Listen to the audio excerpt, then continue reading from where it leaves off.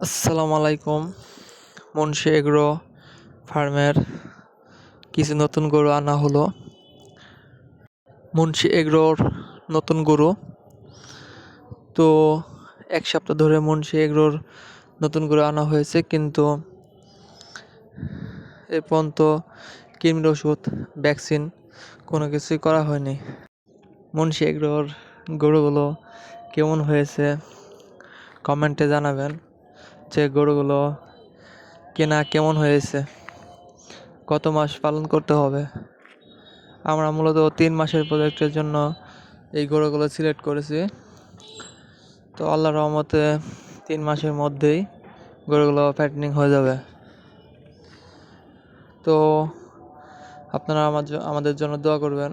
Munshi agro farm ধীরে ধীরে আস্তে আস্তে অনেক বড় করতে পারে।